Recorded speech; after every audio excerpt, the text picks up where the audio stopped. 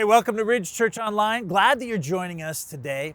If you're new to Ridge, I want to invite you to just say hello by going to the front page of our website and clicking on the button that says Say Hello. And if you're living in the Lower Mainland and close enough to drive, I want to invite you to consider coming and joining us in person. Online is great, but in person is even better. And if you've never been, it's really casual. People are friendly and easygoing. There's people from all stages and walks of life. And if you've got young kids, we've got a great children's program so they can participate in that during the service. So if you're free on a Sunday morning, it starts at 10:30 every Sunday morning. We'd love to have you join us. All right, here's this week's sermon. Early on the first day of the week, while it was still dark, Mary Magdalene went to the tomb and saw that the stone had been removed from the entrance. So she came running to Simon Peter and the other disciple, the one Jesus loved, and said, "They have taken the Lord out of the tomb, and we do not know where they have put him." So Peter and the other disciple started for the tomb. Both were running, but the other disciple outran Peter and reached the tomb first. He bent over and looked in at the strips of linen laying there, but did not go in. Then Simon Peter came along behind him and went straight into the tomb. He saw the strips of linen laying there, as well as the cloth that had been wrapped around Jesus' head. The cloth was still laying in its place, separate from the linen. Finally, the other disciple who had reached the tomb first also went inside. He saw and believed. They still did not understand from the scripture that Jesus had to rise from the dead. Then the disciples went back to where they were staying. All right. Thank you, Leah. Well, good morning, all you morning people. Welcome here. Happy Easter. He is risen. Yeah, praise God. If you're new here today, my name is Jonathan. I'm the lead pastor here at Ridge Church. And on behalf of all of us here at Ridge Church, we just want to say welcome. We're glad that you're here today to celebrate Easter together. And in fact, I don't know if any of you have young kids here, but if you do, there's activity packages at the back for during this service.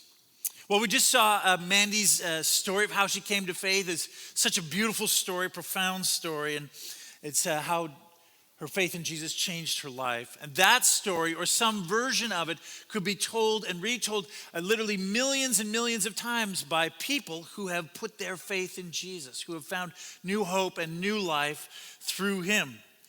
And it's changed their lives as well. And the story that we are looking at today in the Gospel of John is the story of the very first person who ever believed in the resurrection. It's the story of the very first Christian. And that person happens to be the writer of the Gospel of John, the apostle himself. And he tells us how he came to faith, and what he tells us about that tells us a lot about faith in our own lives. And so let's take a moment and go back and look more carefully at the story of how John believed in the resurrection. Here's how his story begins. He says this: "Early on the first day of the week, while it was still dark, Mary Magdalene went to the tomb and saw that the stone had been removed from the entrance. So she came running to Simon Peter and the other disciple, the one Jesus loved, and said, 'They have taken the Lord out of the tomb, and we don't know where they have put him.' So Peter and the other disciple started for the tomb. Both were running, but the other disciple outran Peter and reached the tomb first. He bent over and looked in at the strips of linen lying there, but he did not go in." So his story begins this way. He says, on this morning, on Sunday morning, the first day of the week, Mary Magdalene got up, she went to the tomb, and when she went there, she saw the tomb was open and that Jesus' body was missing.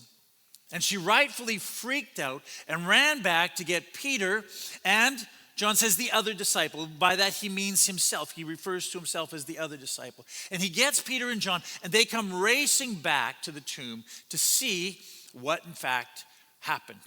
And they saw the same thing, that Jesus' body was missing. There was something missing there, and that was not how it was supposed to be. And this idea that it was not how it was supposed to be, this is how many, many people begin the process of coming to faith in Jesus.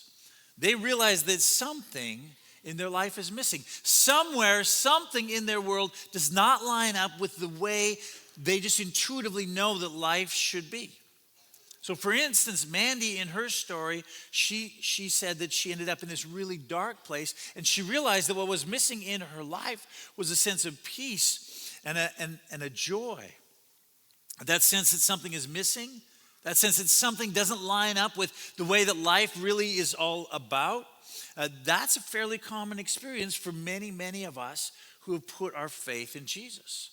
We slowly and occasionally, suddenly come to the realization that that's not right. There's something missing in my world. And for many of us, it was a missing a sense of joy and peace like Mandy, but for many others of us, it was something else that was missing. A sense of purpose, a sense of meaning in this life, maybe just a sense that there's got to be more to this life than what there is. I've been successful in this, and I've been successful in that, and yet something is missing.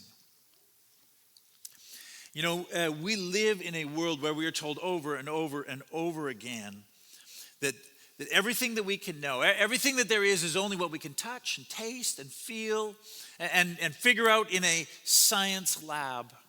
And in fact, we are often told that the key to all of the questions that we have is found in science. If we just learn enough information, we'll be able to solve those problems. And in fact, science has been so good for us. Steven Pinker, in his book, The Better Angels of Our Nature and Enlightenment Now, argues very convincingly that over the last number of decades, the impact of science and technology has been profoundly good in our world. We live longer than we've ever lived before. There is less poverty and violence and hunger than any other time in all of human history. But, and this is fascinating to think about, in spite of all of that, the levels of anxiety and depression have been skyrocketing in our world, which is interesting, right? Even in spite of all of the knowledge and technology, as good and as amazing as all of that is, it isn't answering and solving the deeper questions of life. Questions about meaning and purpose and love and happiness and beauty and hope. And those things can't be easily accounted for in a purely materialistic worldview that sees the world as this giant cosmic accident that has no real meaning, no purpose, no real direction, and where everything that we experience in our life is described simply as the result of brain chemistry and neurons firing in our brain.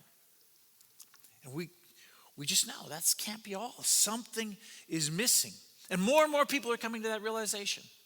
For instance, Jen Fullawet, she's an author, a comedian, a podcaster. She was raised with no experience with Christianity, no interaction with anyone who is a Christian. And in fact, she saw Christians as people who were gullible and deluded. And she said this, she said, "I was a true atheistic materialist. I believe that the physical world around us that we can touch and observe is all that there is. But then something happened that utterly shook her world. She had a baby. And in that moment, she came to realize that something was missing." Here's what she writes. She says, "I looked and I thought, what is this baby? And I thought, well, from a purely atheistic, materialistic perspective, he's a collection of randomly evolved chemical reactions. And I realized that if that's true, that all the love that I feel for him, it's all nothing more than chemical reactions in our brains." And I looked down at him, and I realized that's not true. That is not true. And she realized there was something missing in her world, something that didn't align with her experience of reality. And she's not the only one. There's another guy in a different context. His name is Robbie. His view of the world also just couldn't provide the answers to the experiences that he was having. Here's what he says. He says, "I remember one occasion when I nearly lost my atheism while listening to a Beethoven symphony and watching the sunrise over Sydney Harbor. I couldn't understand how such an experience could be explained by a material world without some sort of independent, conscious awareness." You see, we live in a moment in Western society where there is this dawning realization, this growing sense within our culture and among so many people that in spite of all of the good things that come from science and technology, and there are so many good things that come from that, but in spite of that, they don't answer, those things aren't answering the questions that are most important in life. questions about purpose and meaning and beauty and right and wrong. And for many of us, for many people who are exploring faith, it was this kind of awareness that began to lead them to an exploration of faith in God. Here's the first thing that we just see from this story, and that's this: faith begins when we realize that something is missing in our life, in our world. But of course, that's just the beginning. Let's go back and look at what happens for John in his story. He goes on to say this. He says, "Then Simon Peter came along behind him and went straight into the tomb. And he saw the strips of linen lying there, as well as the cloth that had been wrapped around Jesus' head. The cloth was still lying in its place, separate from the linen. Finally, the other disciple who had reached the tomb first also went inside. He saw and believed." He says, look, Peter and I, we ran to the tomb to see what was happening. He makes sure that we all know that he got there first. And then he says, but when Peter came, we went inside.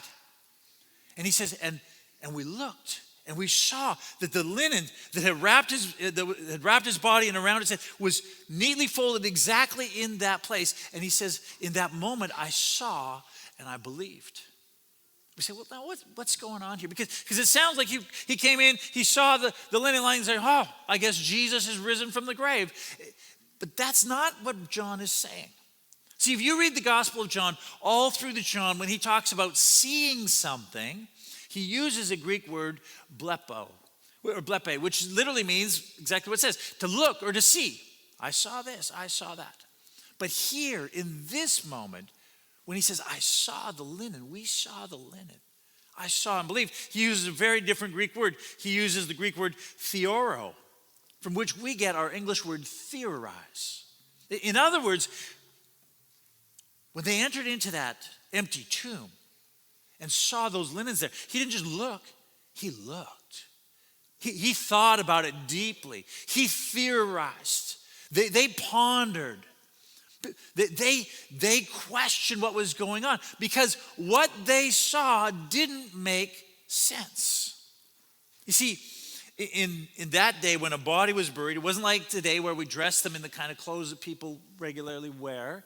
Instead, when a person died, they wrapped the body from the bottom of their feet up to their neck. First they packed it with, in Jesus' case, 75 pounds of spices, and then they wrapped it super tight with this linen all the way around. So it was like a mummy. And then they left the face open, and then they wrapped another linen around the person's head, like a kind of a turban. And now they're looking, and they're seeing these linens here right where they should be, or right where they would be if there was a body there, but there's no body. And that doesn't make sense at all. So they began to think, they began to theorize. How could this be? Well, one of the theories is that Jesus actually never died. That he just kind of passed out and revived when he was in the tomb. Now, frankly, that's impossible. It's impossible for two reasons. Number one, because the Romans were experts at killing people, and Jesus and his crucifixion was not their first rodeo. They knew how to kill people. And secondly, John was right there and witnessed it all. He saw Jesus be crucified, and he saw as a massive spear was rammed into Jesus' side. And then when the spear came out, blood and water poured out. And I promise you, nobody is stabbed like that and spends 3 days lying there with no water and blood coming out of them and not being dead. But, let's just say, for argument's sake, that somehow Jesus didn't die and that after 3 days lying in a dark, cold tomb, that he woke up and was ready to come out. Well, he's wrapped so tight that it would be nearly impossible, even for a healthy man, to break out of that kind of a wrapping around him, especially packed with that many spices on him. And if he had possibly been able to do it, he would have literally had to tear those linens together. So that clearly is not what happened. A second theory would be like, well, maybe grave robbers came. It was a major problem in the world at that time. But think about this, right? I mean, grave robbers, they're coming to rob the grave. You can imagine the grave robber and his buddy, hey, Vinny, go over there and unwrap that body. Take all the really good quality cloth off, fold it nice in case someone comes looking for it. And then help me, we're going to carry this useless, beat up corpse out, right? That doesn't make any sense either. That didn't happen. So the third option is that Jesus' friends came and stole the body. But that has all kinds of problems too. There was guards, Roman guards, posted outside of the tomb to make sure that didn't happen. And even if that was the case, even if his friends somehow got past the guards, why on earth would they unwrap and totally disrespect and steal the naked body of the man that they loved and revered so deeply? It just doesn't make sense, the whole thing.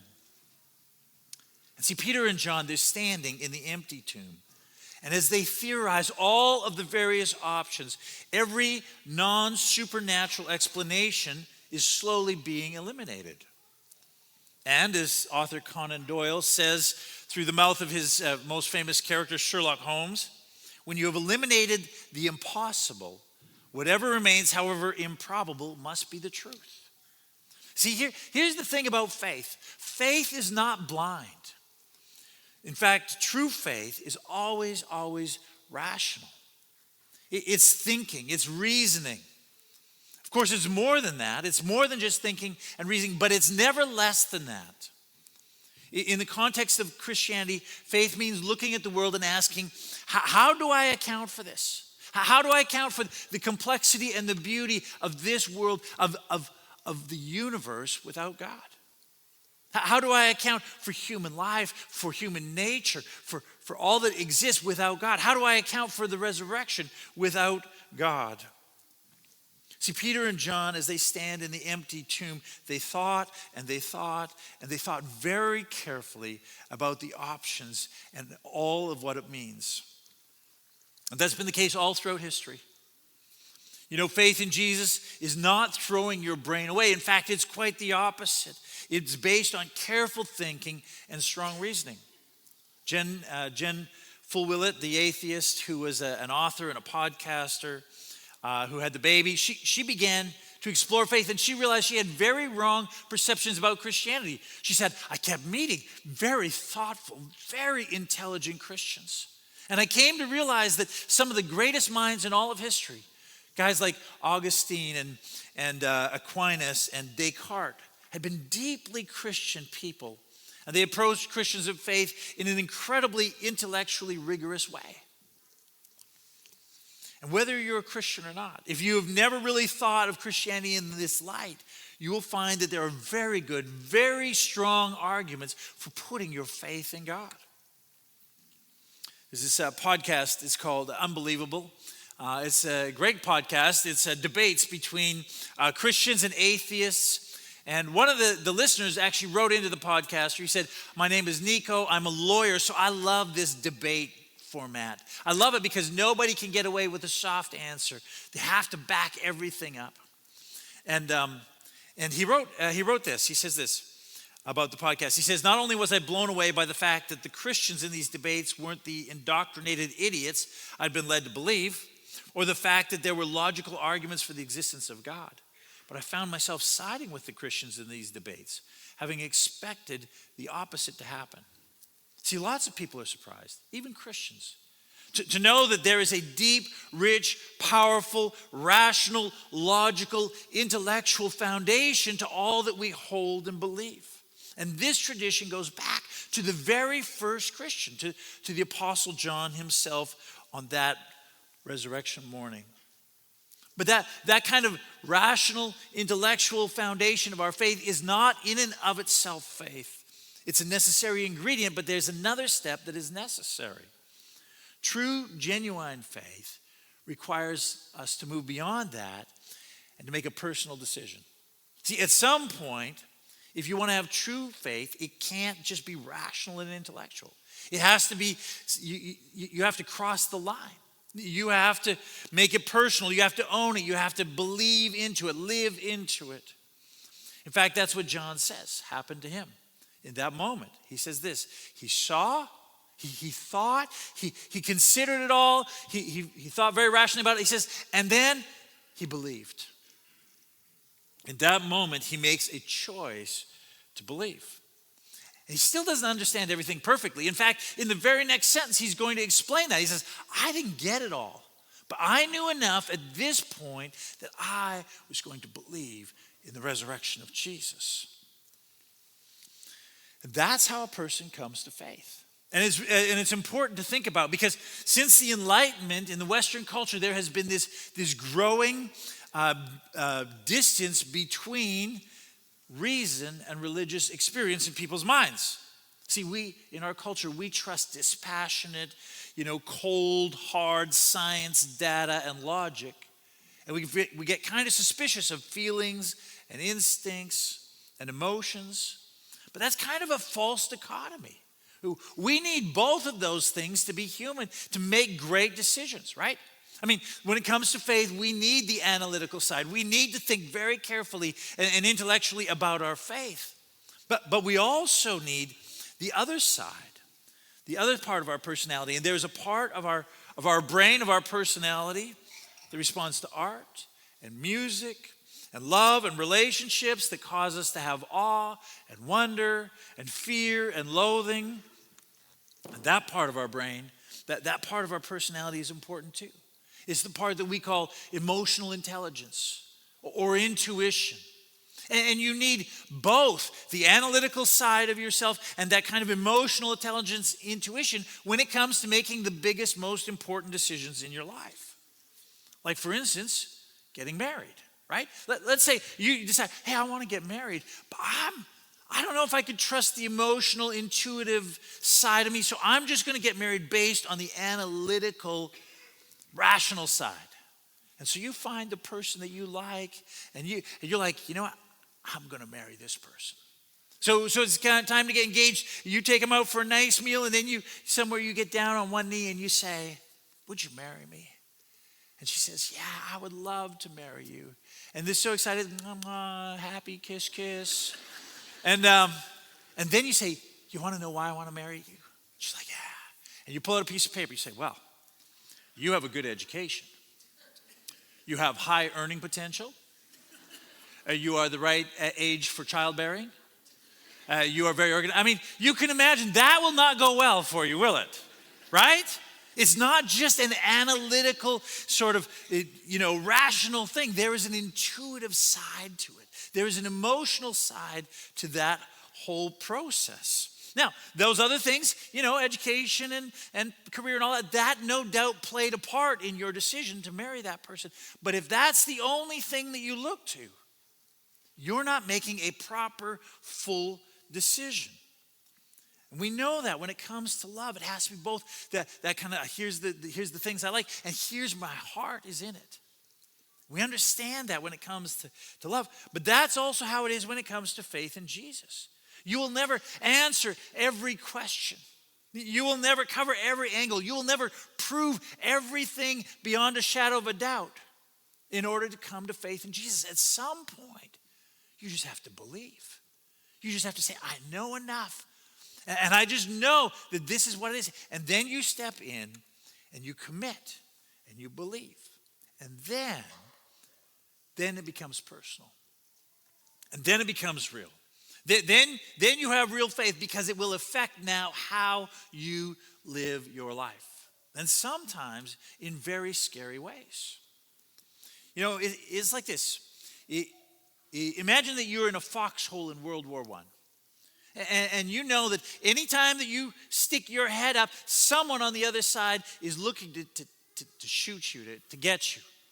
And so you're very careful, and you've been in this war for a long time. And one day, the command from headquarters comes, says, ceasefire. Peace. There's peace. There's no more war anymore. We are done fighting. And you can sit in your foxhole and say, yeah, there's peace. I know that they were in negotiations. It makes sense. There's peace. Good news. But it's not real. You don't really believe it until you stand up in that foxhole and find out what happens, right? I mean, then it's personal. Then you know that you actually believe, because it will cost you something to do that. And see, that's how you know that your faith is real. If if it gets a little bit scary, if it requires you to take risks, if it's the kind of thing you're like, oh boy. So you know your faith is real if you're willing to forgive someone, even if you don't know how they're going to respond. You know your faith is real if you're willing to step out of a relationship that you know doesn't honor God, even if you don't know what's next. You know that your faith is real if you're willing to stand up for what is right in your workplace, in your school, if you have integrity when others don't, even though you know that's going to cost you somewhere for doing what you do. Because then it's deeply personal. Then you're saying, I believe this, and so I'm willing to do whatever it involves. So far, as we've looked at John's story, we see that faith grows out of seeing that something is missing. Something doesn't line up with our experience of the world. We've seen that faith in Jesus, faith in God, can and is very rational. We've seen that it has to be personal. Somewhere you have to own that faith. You have to say, okay, I'm in.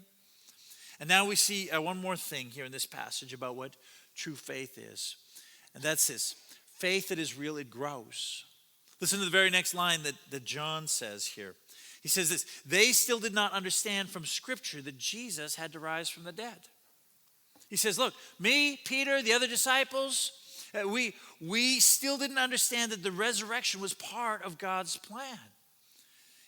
It was something that we had to go back and see in the Scriptures. In other words, we had to learn. Our faith, it had to grow. And see, this is the thing about faith. It's a living thing in a person, which means that it will grow if it's fed, but if it's not fed, if it's neglected or starved, your faith will shrink and shrivel because it's a living thing. So you have to pay attention to your faith. Faith is not like one and done. It's not like, hey, I got this, I got my faith, I put it on this shelf, it's going to sit there and look nice and collect a little dust once in a while. Instead, we have to be intentional about feeding our faith so that it grows. Some of you, when it comes to faith, you're very strong on that analytical, the rational side. I mean, you know the Bible. You know theology. You can quote the larger Westminster Catechism. You even know where the book of Nahum is in the Old Testament, right? I mean, you know that stuff. But you're a little weaker on the experiential side. On the emotional side, you say, yeah, I'm not really wired that way. And I get it. I know that's okay. But the fact of the matter is, if your faith is entirely on this side of the spectrum, it's like you spent your whole life studying the notes and the makeup of a symphony concerto, but have never actually heard the music played. You're missing the beauty of it all, the experiential side of it. You're missing the friendship of God.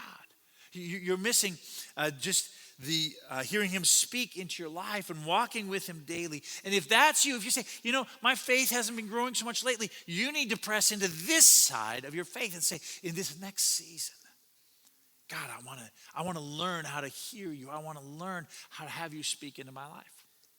On the other hand, some of you are actually very strong on this side of your faith. Everything is kind of emotionally based, which is good. It's beauty, it's happiness. It's, I love Jesus. I'm a child. I'm a son or daughter of the King. I'm blessed. It's all like, it's like you're listening to the symphony or orchestra at full volume.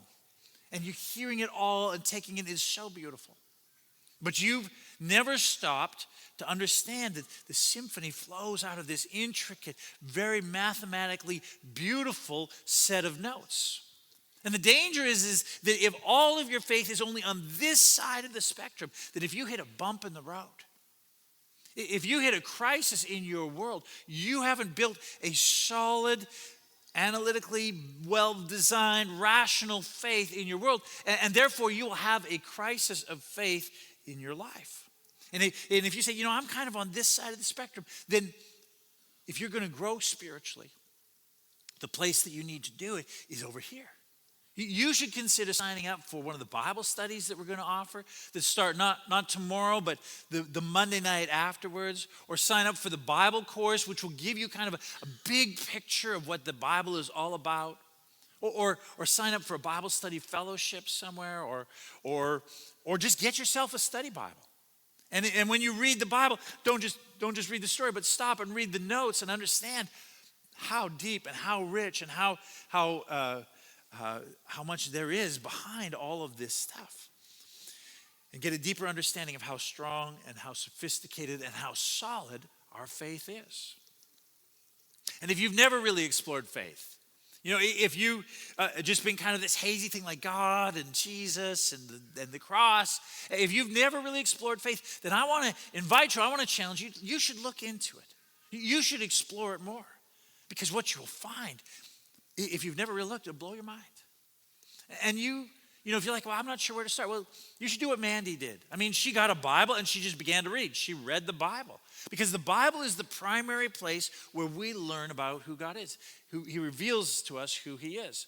And so I want to invite you to do that. If you've never explored faith before, and if you don't have a Bible, I want to tell you, you take the Bible in the pew in front of you. That's what they're there for. You can take that.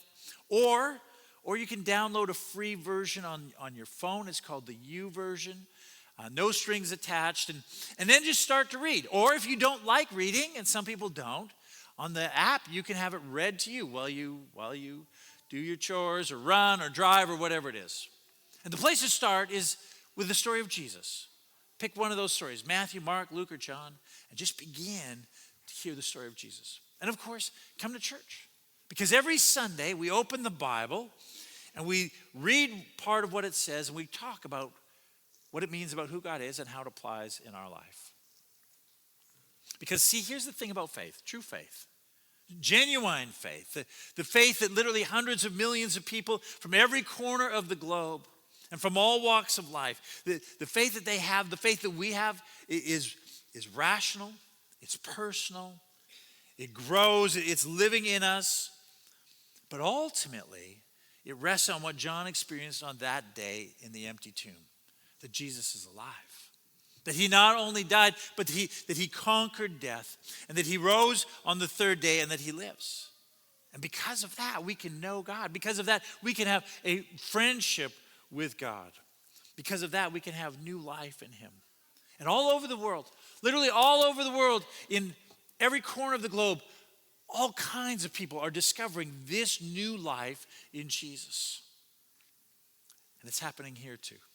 In all kinds of ways, people are coming to faith. In fact, this morning, we have the privilege to hear the story, Colin's story. Colin is going to be baptized this morning, and I want to invite you to watch his story and then celebrate as he declares his faith in Jesus.